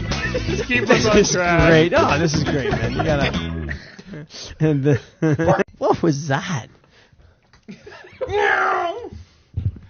Man of the can, get back in your can! I have no clue why Patrick keeps doing this. All right, so tax season has been super weird, man. I mean, Dude, I'm laughing so hard I'm seeing stars. yes, he needs to be wiped. So I mean, we're progressively going into the weirdest part. This is the most difficult tax season, honestly, I'd have to say, in my 7 years of being around taxes. I didn't always do taxes. I assisted people most of the time with trying to assist them with the software because I have a computer background, essentially. I went to New Jersey Institute of Technology. I didn't finish my degree because I was not that good at math. Not that I was not good at math, because saying so, it's like, oh crap, he doesn't know his taxes, he's not good at math. No, I didn't like Calc 2. I didn't feel the necessity Nobody likes Calc 2. Dude, I didn't feel the necessity of doing it. What was the purpose of Calc 2 when I'm trying to? The bathroom door is open. I mean, I didn't feel the necessity of learning Pythagoras and all this other weird, who cares? Dude, SOHCAHTOA. Dude, Croatoa? Dude, that's Roanoke. That's north. That's a different show. Exactly. That's Roanoke from AHS, American Horror Story. Or that's his safe word. Die Flugenheimen. Yeah, I guess you saw Eurotrip. The Flugenheimen. You want the Flugenheimen? Yes. It's all full circle. The monkey and the symbols. This is perfectly fine. I knew somebody would know it. Not me. No. Bing. Oh, this is great. That's one of my favorite movies, Eurotrip. Oh, it's a great movie. I love it. But because Scotty doesn't know that Fiona and me. Scotty doesn't know. Scotty doesn't know. Jimmy doesn't know. So we have lost it. Yeah, our producer currently has lost it. No, man, think of it in all context, right? It's the toughest part is not having it happen. The toughest part is figuring out the after effects. Now, when you take something along the lines of changing the dynamic of something 13 times, unemployment insurance, what happens is this, and I have to have everybody simply blank. Do not amend. You can't amend. You shouldn't amend. The IRS will correct your return for you. They made the change on Schedule 1, which is the other taxes and stuff form. You can actually put a negative amount in there on line 8 and change the scope of it. Most softwares took about a week and a half to even trickle down to get that going. So it was crazy, and I was telling half my customers, yeah, you gotta wait. You gotta kind of wait it out a little bit. You can file now. Because the thing is, and some people yelled at me. I'm like, listen, I'm just doing what the IRS tells me to do. at this point, because you have to maintain that guidance. Because you can't jump into things, you can't make relative changes to things. Because a lot of these some other preparers around the area here, not in Richmond Hill, I can tell you flat out, the people here are nice people. But I've seen, because of the groups on Facebook that I'm a part of, are making these changes manually. Well, that's going to cause red flags to the IRS, because they initially have a set of computer systems that view your return. Mm-hmm. Anybody who receives a CP, Charlie Papa letter, not Papa's Pizza, Charlie Papa. Papa's Pizza is good though. You'll know that it is. It's very good. So is Ricardi's. They have cheese, lots of cheese and lots of pizza. And a whole bunch of pizza. Now, Ricardi's I haven't tried yet, but I heard they're phenomenal. It is phenomenal. On a serious note, though, it's trying to tell somebody they can't file yet when they want to get that big tax refund is daunting. I put a post today on Facebook too, and it's relative to what I'm going to communicate right now. Cold shoulders, it seems, don't expect a refund ever. The I'd say naive is the most naive thing anybody can do is think they're automatically deserved a refund. If you properly tax plan, then you know you could be deserved a refund possibly. Mm-hmm. The problem is it's a meet in the middle. It comes down to a couple things. How much taxes, one, have you withheld during the course of the year? Normally, it's either through giving the IRS money ahead of time or through withholdings. Second, how much taxes do you owe them? Simple formula. You take your wages and earned income, taxable pensions, annuities, not self-employment, just regular, wages, W-2s, 1099s, that sort of thing. And you have a AGI, just gross income. There's also different deductions you can do as well, called above and below the line. It's like this year they allow $300 of extra charitable donations as an adjustment to your income, giving you little tidbits of trying to make it better. So you have that amount. That amount then is deducted by the standard deduction. People are bringing you thousands of pieces of paper trying to break a number. Standard deduction is a set of numbers, the Tax Cuts and Jobs Act of 2018, and you guys are probably like, about this now. And this is very simply put. It was truncated onto a sheet of paper instead of doing multiple schedules. It helps out severely because at this point, almost 90% of people are going to be taking the standard deduction. Unless you have thousands of dollars in write-offs on your Schedule A, which, mind you, can lead to audit if you don't have proper receipts. So don't think you can get away with it. They will audit you. They have up to 3 years to pull your return for a review. They won't audit just yet, but they will ask you to substantiate. Right. They don't really audit people anymore. A lot of times it's just what's called paper audit or review. If you're in review, you have to turn over your receipts, and whenever you don't turn over that properly matches it, you got to pay back. Penalties and interest kill people. The chances of you meeting that standard deduction are slim to none. No, I've seen people with good medical deductions do so in rare cases, or single people. Well, at least my experience is like I've done the math. I'm like, oh, we should be able to exceed that this year. And there was one year we beat it by like $50, and we're like, it's not even worth it. Just take the standard. It's not, because if you get that, it's not because the amount of work that might have to go into it if you go into review and all that stuff. It's like but it's like a 0.25% chance for audit for most people, and that's a guarantee from the IRS. About 0.25% to 1% chance of people will automatically be available for audit. Why? Because they randomly select people. It is what it is. And that's for audit. That's not for review. That's for audit. Right. Because they have to. It's called comptrolling, just to make sure the numbers balance out. Mm-hmm. What they get in, but what they're supposed to get in, but what they have to give back, because they're not allowed to keep the money. They give you with interest, as you always know with that. So you have this wonderful number after it's deducted, and you have your taxable income at that point. And the IRS has a tax table. When it gets above $100,000, then there's calculations involved, but essentially you can print out a sheet of paper with 100,000 different numbers on them for dollar amounts. And they don't take cents, they just do dollar amounts. And that's a taxable number. They give you your taxable income. So essentially your taxable income, let's say $20,000, you owe them, $2,300 in taxes. Okay? Now you have to, if you have kids, you get the deduction, you have the credits there. They're big. The earned income credit, the child tax credit. But the earned income credit and child tax credit are very scrutinized because people, here's the deal, and I have to tell you, do not fudge your taxes. They will know. Because those who have earned income, like self-employment work, they find that they can adjust those numbers slightly. Oh, I did $23 of donations instead of $24 or whatever. And you bring it to the point because earned income is thousands of dollars, beyond $6,000 for some people who have low income. It's meant to give them a boost of a refundable credit, which means money back in hand. Child tax credit's not refundable. It pays off your taxes to the zero mark, and the rest is just gone. Refundable credits are the big ones. They're the ones that people come to my office and go, but I got $6,000 back last year. Well, did you make half the money you're making this year? No. Well, phased out. That's the tough part, trying to convince people about that normalization, it's a nuance of the industry. But I don't do it in a way that it makes it seem like I'm a prolific jerk about it. I'm like, listen, here's what you have to understand. And at the point that I'm trying to do this, and I do this all for free. Unless they want to sit down and really go to the binder on it, I don't charge people for tax advice. It's a stupid thing to do in an industry where I banked most of my career right now and education and money and this, that, the other thing on advisory. It's like a lawyer giving free. That's going to pay off. Yeah, and I'm paydays will come. Great, money is just paper to me. It's honestly, I feel so much better helping people out. If somebody calls me tomorrow, say, hey, listen, I have $2 in my name. Can you do my taxes? Go on in. But it's 20 pages. I don't give a crap. It might take a week. I'll still do it. But when you're making way more than $2, you'll remember me and you'll come back. Yeah, exactly. Even so, just if remember. If I can do your taxes now and that helps you, helps you get a couple $100 back to prove it, then you hope it's not that bad. But if it is, it is. And yeah, dude,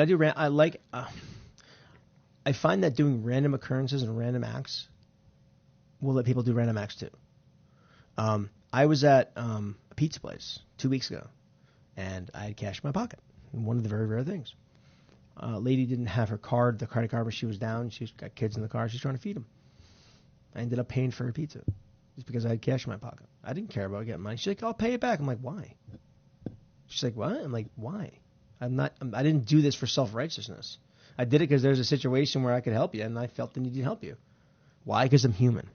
And that's the difference of what I do. I do things because I'm dude, as cold as it sounds, I'm freaking human. I effed up my portion of life. I'm done. I put the big boy pants on, and I finally got myself to work. I'm providing a service of goodness to the community because I want to, not because I have to.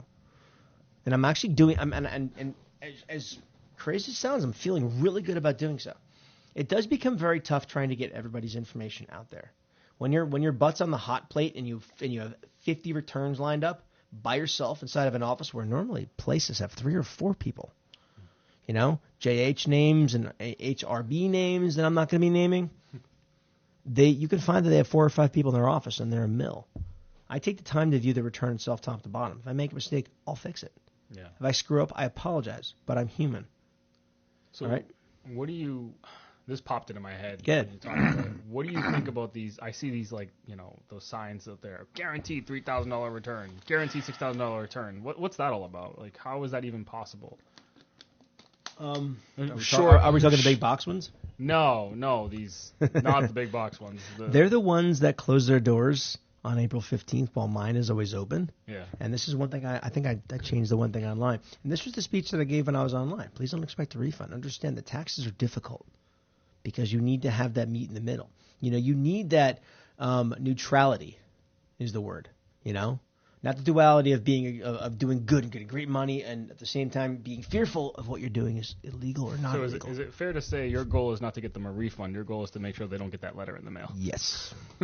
Because what happened, this is a case, and this is a random case. Let's say, for example, one of my clients or a client in other places. Because I have client privilege, like a lawyer can. But let's just say a person dealt with another place miles away. We're talking another state, where they gave him credits. Oh, look, you did educational credits. You can get $1,500. You have, this credit. You can get this money. Then the IRS sent him letters, and now I'm representing a person because, unfortunately, the unscrupulous efforts of that other office that changed their name 6 times since that happened. Guaranteed biggest refund. Poop in a box. I can always say, I can put guaranteed, like, what did Chris Farley said? I can take a number in a box and mark it guaranteed, and that's, it's just the way it rolls. Yeah. I provide a good service of honesty. If you don't like the way I work and how fast I work, then you can go elsewhere. I don't hold your stuff for ransom, and that's one thing I tell people. The first thing, and they're like, "What's going on?" Because they're interested, and they're droned to coming into a place, sitting down for 2 hours, and getting their taxes done by a person whom they don't know. They don't want to know. They don't care to know. Well, the person usually is just doing the same thing they could have done at home and just plugging it into the software. Keyword is seasonal. Yeah. Yeah, and that's a scary thing because what happens when they're not there? They're putting their name on a paper, but are they guaranteeing you something? No. Why? Because, well, you have to pay the extra $65 for it. You know? My daughter just texted me. She wanted to know if I'm still in there. I'm going to text her that I fell in the toilet. I fell in the toilet. Just 1 second. Let me text her this. You want to turn the light off? I fell in the toilet. Bring a large ladder and paper towels. There, I actually just texted her that. That's my daughter, my love of my life. I come from a family of a working mom. I don't speak to her anymore. I should have actually nuanced with that, too. That was a good story. I don't speak to my family anymore on my side. We could do a whole podcast of you and I not talking to our mom then, I think. Oh, dude, we gotta. Dude, that's a crazy thing. But anyways, listen, I mean, with respect to the industry itself, it's a very tough industry to get into. Many are trying to get out because of the amount of stress people are going through. Why? Expectation. You expect to do something? No, you expect to breathe. You know, you expect to wake up the next morning. You know? You expect if you eat too much spicy food, you're going to have a fiery ass. So I just want you to know, with all your tax stuff that you just went over the past, 20 minutes, I'm sitting here, huh? Yeah. Yeah, Patrick. You lost me at January 1st. Yeah, and I'm not even touting myself to be an expert. Like I say, I still have to school myself the entire time because I want to. I just want to do well by this community, and that's flat out to the point where I actually put my application in for accounting work too. I want to be on some sort of board, not because I can, because I want to. Yeah. You know, it might be spreading myself thin, people say, but I mean, listen, it's you got to do something sometime. Well, you basically, I mean, you kind of you throw your hat in some different areas, and whichever ones tend to make the most sense is those are the ones you put more time into, and you stick with it. What'd she say? Exactly. I have to want to know. She goes, "Can I come in?" Almost done. No, she's not nice. She's not my savior. I tell you that much. Thanks for the ladder. Yeah. No, she's the kind of person that'll flush just to see the reaction. It's okay, honey. There's big pipes down here. So you mentioned earlier too, unemployment. Now I didn't read the whole plan that came out, but was there something in it or something they were talking about as far as Exclusion. taxes on unemployment? Yeah, well, people not having to pay or whatever. Yeah, essentially what happened was people had pandemic PUA, pandemic unemployment assistance, and they had FPUC, federal pandemic unemployment compensation. All the same, just extra money put into your stuff. Problem is, people are getting $20,000 1099-Gs, and a lot of people did not take taxes out. So they're getting $20,000 bills, and they have to foot the cost of that in their taxes, which is destructive. I mean, when I say $20,000 of unearned income paying taxes on it, and if that rate, imagine you did that for half the year, then you had a windfall and started working again at the end of the year, got a lot of money. You're talking an exorbitant amount of taxes. You know, maybe $2,000, $3,000, $4,000 of the taxes plus. That all depends on your total tax bracket. Right. See, when you take taxes out of that, they give you the option of 10 and 6, which is 10% for federal, 6% for the state of Georgia. Mm-hmm. That's great, but that only that doesn't focus on the bracket of taxes you had. That wouldn't cover my bracket. If your husband's working his butt off making $100,000 and you're on unemployment because yes, of Jim, FPC, your husband. In the case of a lady or a man, your spouse, whomever they're going to be, it would be devastating. So imagine he makes $100,000. She got $20,000 of unemployment assistance. He took out enough taxes to spread it equally with his $100,000. You know, he claimed single one, so he got a crap ton of taxes taken out. Problem is, she got nothing taken out. And now they're making $120,000. So the bracket is a couple grand. Oh, dude, it's big, Yeah. and it changes the scope of things. And they're like, "Well, what are we gonna do?" Oh, I don't know. So here comes the federal government to the rescue. They gave what's called an exclusion of $10,200 for unemployment. People will see it on their Schedule 1 on line 8 on a subcategory called UCE, which is the Unemployment Compensation Exclusion, and you'll see a negative amount. You might not see the totality of it, but if you made more than $10,200, you will see the negative $10,200 below that number above it, which is, of course, line 7, which is the unemployment compensation. Right. They help people out big time. twofold actually, because if you had people that actually were good and took taxes out, now it reduces the overall money they had. Most of the taxes go back to them.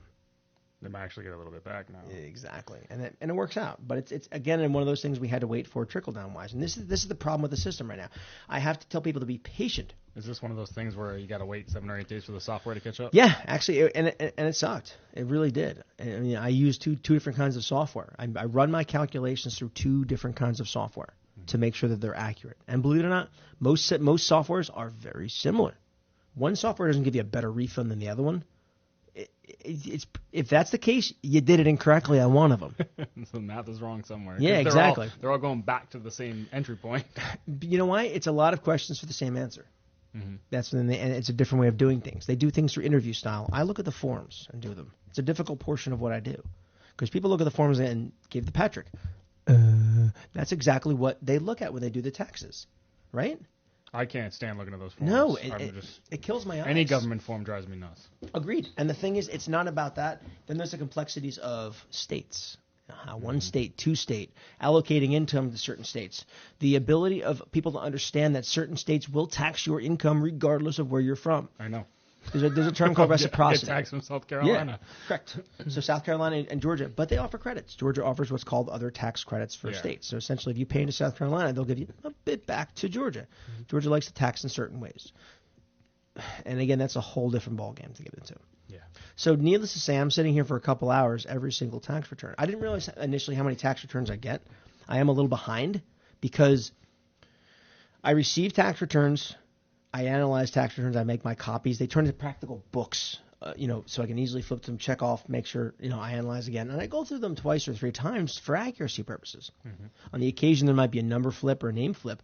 But when you're staring at screens all day long, your eyes are searing out because you're also trying to answer questions on Facebook from people who are trying to make new appointments itself, answering phone calls for people, and trying to take care of people. And they're like, just pace yourself. You're spreading yourself too thin. I'm like, well, you know what? I'm doing well so far. It's hard because, especially when like you said, you're the only person doing it, and you're trying to do a tax return. You got the phone ringing. Someone messaged you on Facebook, and in this day and age, if you don't answer them within 5 seconds, they're just going to go to the next person, and it's like, give me 5 seconds. But funny enough, I found a lot of people are willing to wait for me, and I'm humbled. Well, you're developing a name. That's why. Yeah, I know, but I mean, I'm. It's because he's dynamic. .com. .org. And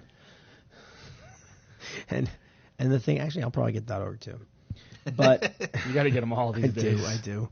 No, actually, dynamic-tax, I think I still own. I don't have dynamic tax yet. I would have been thrilled to have that, but I like my play on words feeling taxed. When I wanted to get my website, and the .com was going to cost me $25,000, even though nobody was using it. But then my wife was like, "Just do the .net," and I was like, "Okay." I did the .net. It cost me $10. Mm-hmm. I'm like, "Okay, I'll do .net." Exactly.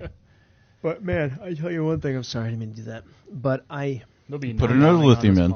Yes, I'm thrilled to be a part of this community.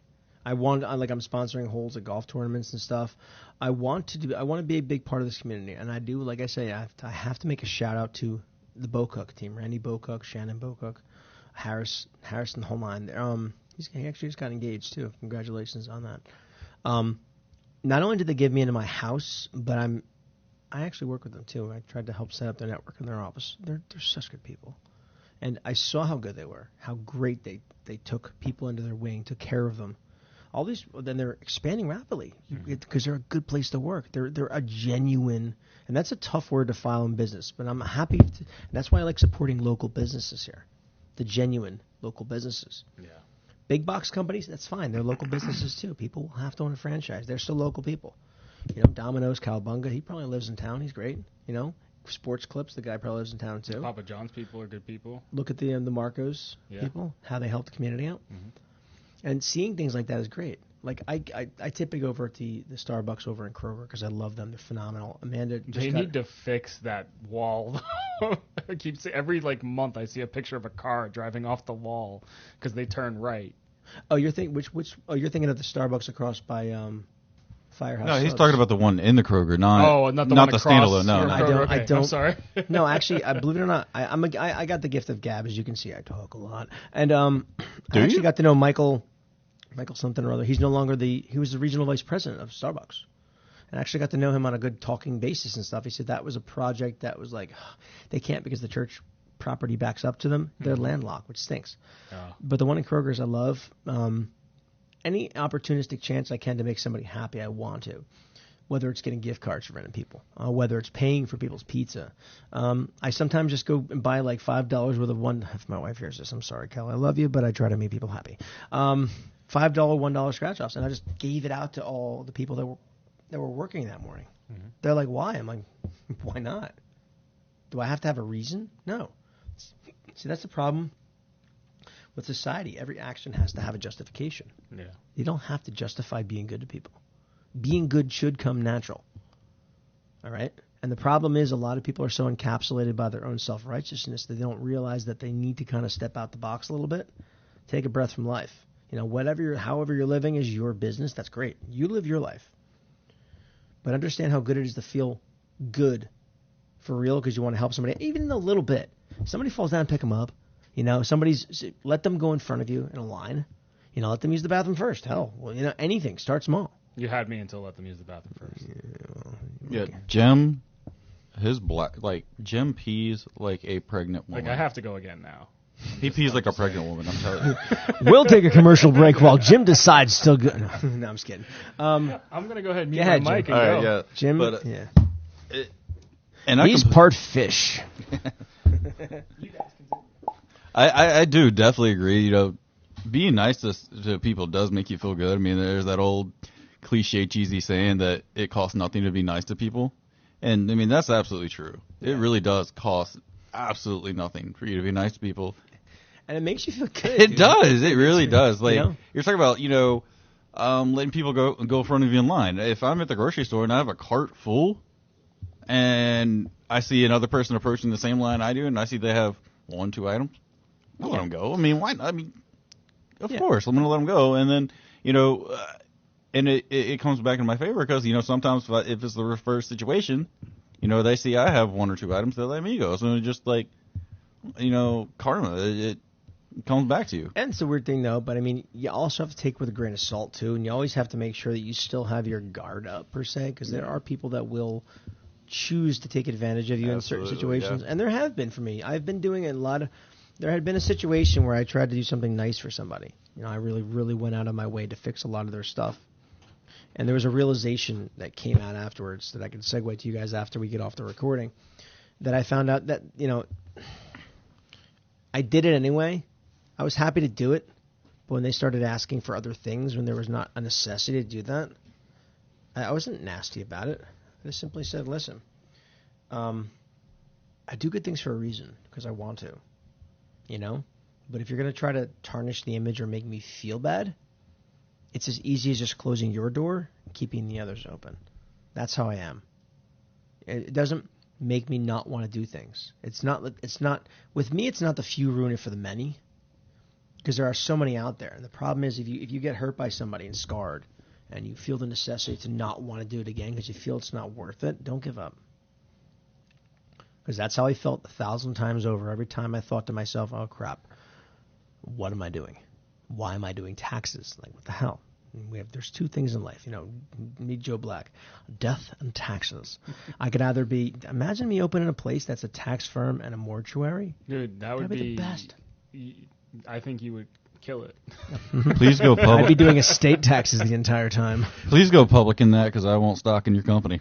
Yeah, there has to be someone in this country that has actually done that and like leveraged that line. And Krispy Kreme donuts for sale inside as well.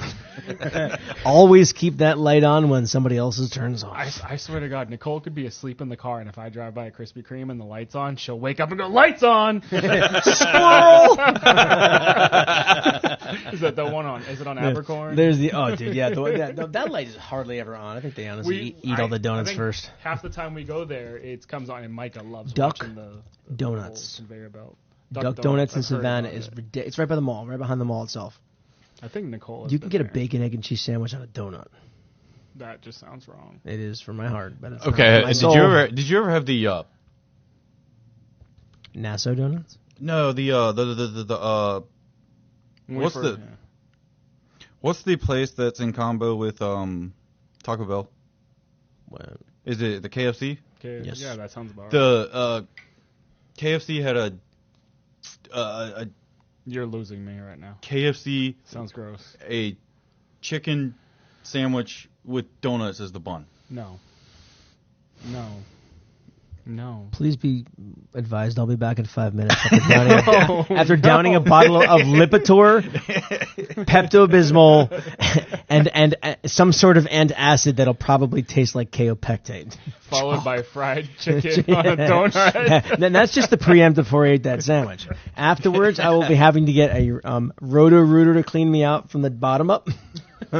16 enemas and a plunger. Oh God, no, that's just there's just certain foods. It was amazing. I tried it. It was awesome. Yeah. No. And 6 hours later, they called it the Anaconda. Oh God.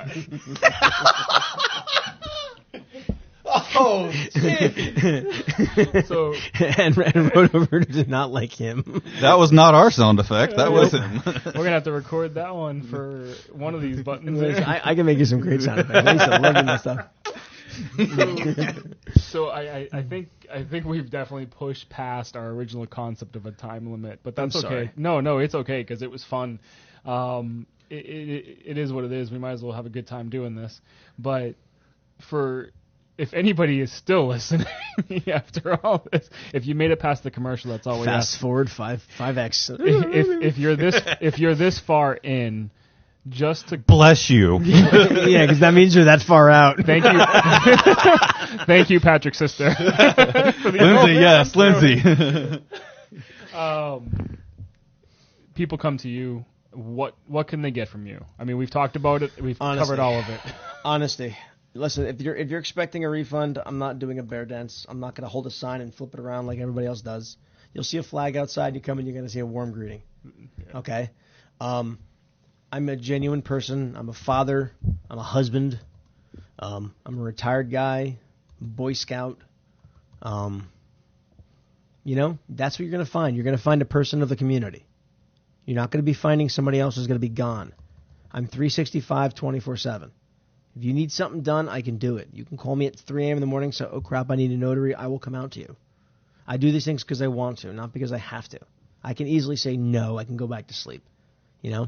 People come to me because they know I'm dependable. And the dependence is not what I'm seeking. The dependence is awareness that there is somebody who actually wants to do something nice. Because like I said, like the one time when I saw somebody hold the door for somebody else, there was a daisy chain. They saw one person doing something good, and it was completely on, like Voltron after that. It was just the dominoes fell into place.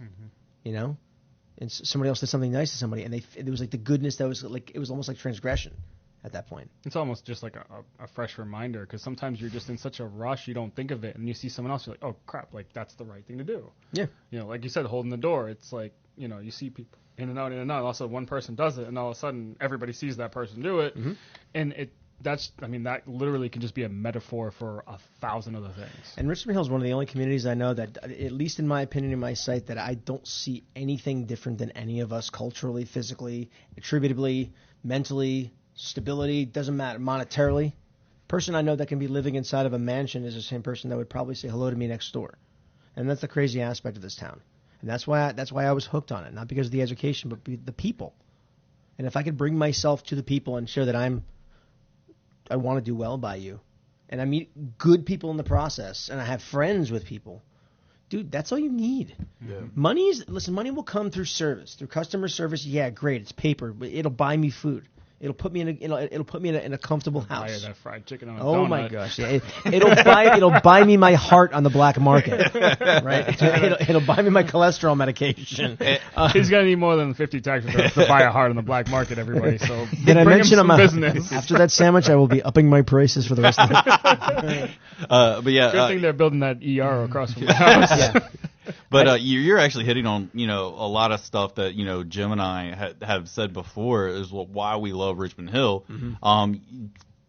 Pretty much everything you've just said is we've said on in our first podcast. But I made a reference to it was kind of like a Mayberry. Yeah. Where just like tight knit community, and you post something on the Richmond Hill website. Hey, I need this help. Within 20 minutes, you're gonna have I can't even imagine how many people say, "Hey, let me help you. What do you need? What do you need? What do you need?" Yeah, and of those 20 responses, 19 of them are normal, and that's that one wacko. Yeah. I It's said like, still a nice I just clip person, my but- toenails, and I can lend you my clippers if you want, but I'm trying to look for a haircut. There's always a few in every You can town.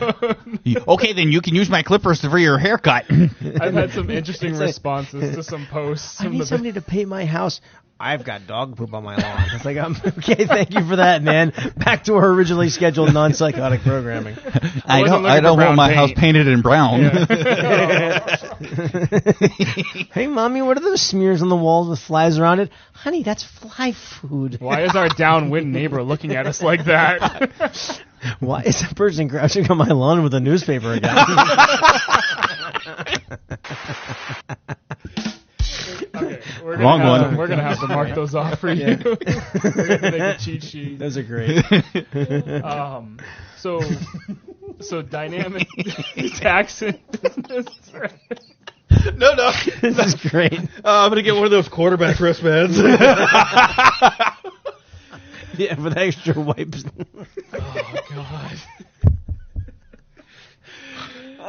So obviously they can come to you for taxes. Yeah, You're- they can come to me for anything. I was man. like, yeah, notary. I mean, you're fixing screens, you're fixing phones, you fix computers, tablet screen. I so far I got computers. I can build them. Computers I can maintain them. I can take them apart. I can back up your data. You have a problem with the hard drive itself. I partner with salvage data that can actually forensically get data off your hard drive. I can build your computer. I can help you Forensically? forensically, So exactly. that guy, if Like he an finds ISO his 9000. hardware with his Bitcoin on it, you can Yeah. help him out. Actually, believe it or not, yeah, we can. Salvageable hard drives, anything that's damaged, I can fix. Screens, broken phones, anything up to an iPhone 11. Can you scrub that one file off of my computer that I need? Go take a big sponge. Okay. The FBI is already on that one. Dang it! Yeah. All right, so like you said, anything up to iPhone 11. Yeah, I've done iPads.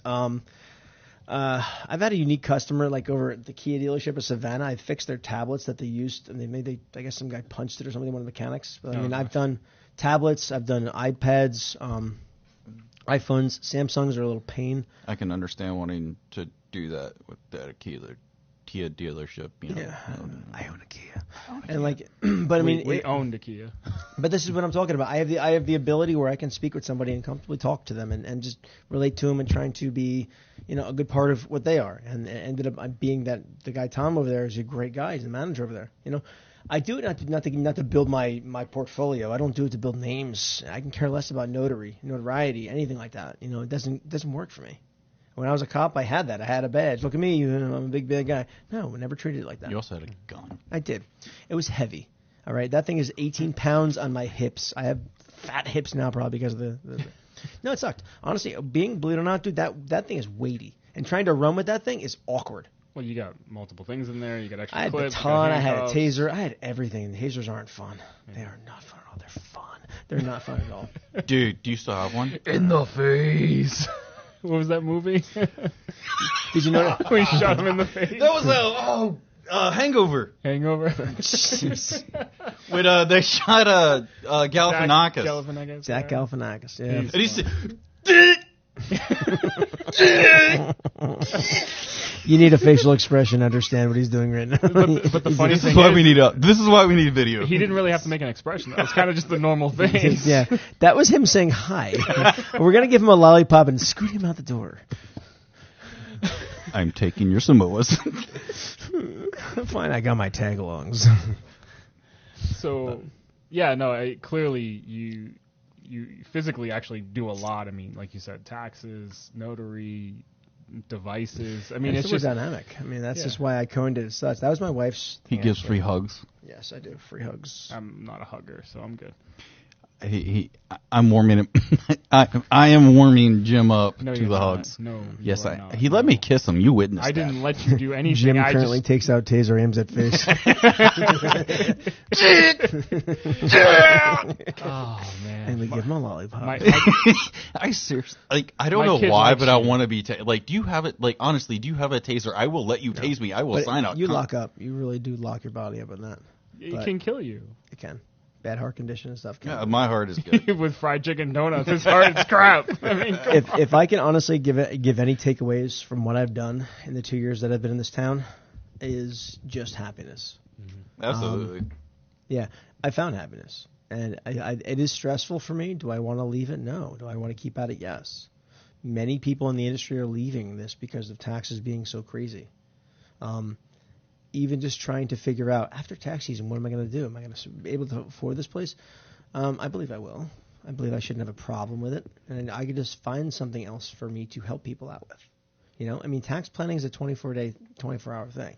You know, after you're done with taxes, you have to understand, if you're a business, you need to understand what's necessary to make sure that you're not paying a lot next year. You know, or if you receive a letter from the IRS, I can help you. Mm-hmm. You know, don't think they're going to take your money away. Now, do people who postpone their taxes to October or whatever, does that help you at all? I mean, it increases the length, yeah, but I mean, they have to make sure that they have to know a big fact. You have to pay your bill when you put an extension, a 4868 form. That extends your ability to do your taxes, not pay your taxes. You have to make estimated payment of whatever you think you might owe, and if you don't make enough. Which let's say, for example, an imaginative fact here. Last year you had to pay $3,000. Okay.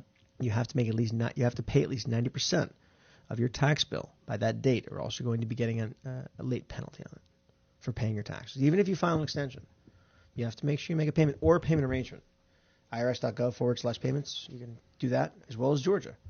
Right. Your obligation is to ensure that you meet in the middle. Like I said, the neutrality has to be there. So if you can't run from it, you gotta right. I know you can't run from it, but you said that you're a seasonal worker because you big during taxis. I'm just saying, does like extensions, do they help you, like your business? Yeah, keep at it. Yes, they do. But I mean, even so, most people that file extensions are the same persons that probably end up doing the taxes themselves. Just know that I don't charge as much as big box companies do. I'm here for you if you need advice. Call me up if you have a question. I'm not going to charge you for the question. If you are still doing your taxes by yourself at that point and you feel boxed in, call me. I'll help you out. I'll sit you at my desk and do your own TurboTax, just to make sure you're at least taken care of. Just bring a broken phone. Exactly. And a whole bunch of Cheetos. As Patrick hands him a broken phone. Yeah. So he's got credit cards. It's forms of payment. Yeah, I got the screen. That's an X. Right? X series. It's a crack series. It's not the newest one. Yeah. It's the one before that. The 11. It's the one that maybe I don't know numbers. Let me see the back of the camera. That's a 11 Pro.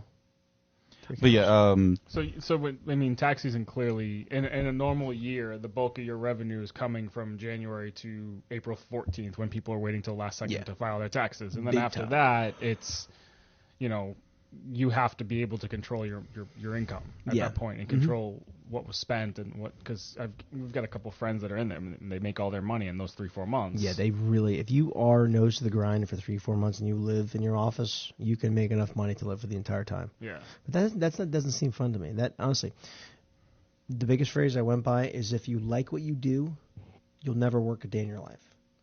So don't create an atmosphere where you're not going to like your job, because it's not going to be a job at that point. It's just going to be a burden upon you. And that's a hard place to get to. It is. A lot of people don't have that luxury.